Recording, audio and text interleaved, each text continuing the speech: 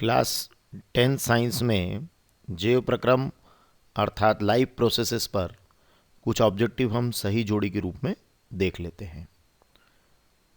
सही जोड़ी जब भी आप मिलाएं, सबसे पहले सारे जो प्रश्न हैं उनको पढ़ना चाहिए, उनके सारे विकल्पों को देखना चाहिए।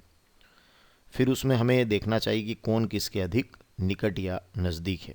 कई बार सही जोड़ी में क्या होता है, सीधे सीधे आंसर होता है, और कई बार क्या होता है कि वो उत्तर इस रूप में दिया होता है कि उसका संबंध किससे है। तो हमें उन संबंधों को ढूंढना चाहिए। कई बार दो संबंध दिए रहते हैं, लेकिन फिर हमें उसमें निकट संबंध को ढूंढना चाहिए। और सही जोड़ी मिलाते समय हमेशा आप क्रम से कभी ना चलें। आपको जहाँ से सबसे पहले पता हो उसी से आप सही जोड़ी मिला लिया कीजिए। और फिर बाद में जो नहीं बचते हैं उसमें क्या होगा, आपके पास में विकल्प बहुत कम उपलब्ध रह जाएंगे और उस कारण आप उस सही जोड़ी को बिल्कुल करेक्ट कर पाएंगे। खैर, जैसे यहाँ देखिए पादप में जल का वहन, तो पादप में जल का वहन किसके द्वारा होता है, हमें पता है किसके द्वारा होता है। पादप में जल का वहन होता है जाइलम के द्वारा। ठीक है। और हो सकता है कि आपको यहाँ ये चौथा ऑब्जेक्टिव पहले पता हो कि यूरिया का निर्माण कहाँ होता है, तो आप उसको भी लगा सकते हैं कि यूरिया का निर्माण कहाँ होता है। चलिए मैं क्रम से ही चल रहा हूँ। दूसरा है हमारा प्रकाश संश्लेषण क्रिया। तो जो प्रकाश संश्लेषण की क्रिया है वो यहाँ आपको कहीं कुछ दिखाई नहीं दे रहा, बल्कि यहाँ आपको दिखाई दे रहा है पत्ती। मतलब इससे आपको पता चल रहा है कि प्रकाश संश्लेषण की क्रिया से संबंध में ये बात पूछी गई है कि प्रकाश संश्लेषण की जो क्रिया है वो पौधे के किस भाग में होती है। तो प्रकाश संश्लेषण की क्रिया पौधे की पत्ती वाले भाग में होती है। ये बहुत सीधा प्रश्न है, मनुष्य के हृदय में कितने कक्ष होते हैं। तो फिर यहाँ पर जो है संख्यात्मक रूप से तो एक ही बात दी हुई है, तो आप यहाँ क्या करेंगे, 4।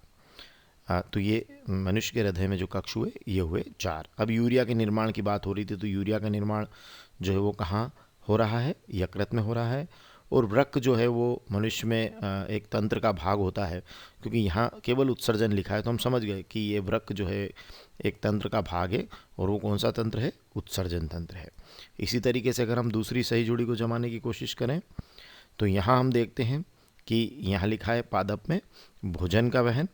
अब देखिए पादप में जल का वहन, जल से जाइलम है, और अगर भोजन का वहन आता है तो आपको लिखना है फ्लोएम।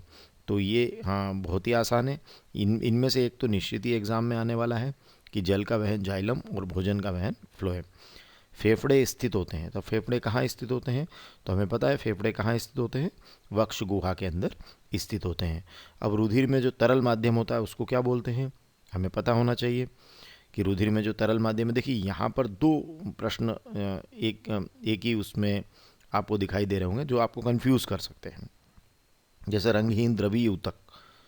तो यहाँ ध्यान रखिएगा कि जो द्रवीय ऊतक है वो रंगीन भी हो सकता है, रंगहीन भी हो सकता है। अगर वो रंगीन है तो वो कौन है, रक्त है, और रंगहीन है तो कौन है, वो लसिका है। ठीक है। और रुधिर में जो तरल माध्यम होता है उसको हम क्या बोलते हैं, प्लाज्मा बोलते हैं। तो रुधिर में हमारा तरल माध्यम क्या हो गया, प्लाज्मा हो गया। रंगहीन द्रवीय ऊतक लसिका हो गया। और अंत में पायरुवेट का जो विखंडन है, तो उसमें हमने देखा है कि जो हमारा वायवीय श्वसन होता है उसके अंदर उसका रिलेशन किससे होता है, माइटोकॉन्ड्रिया में होता है। तो ये हमारा हो जाएगा माइटोकॉन्ड्रिया। इस तरीके से हमें सही जोड़ी को जमाना चाहिए। धन्यवाद।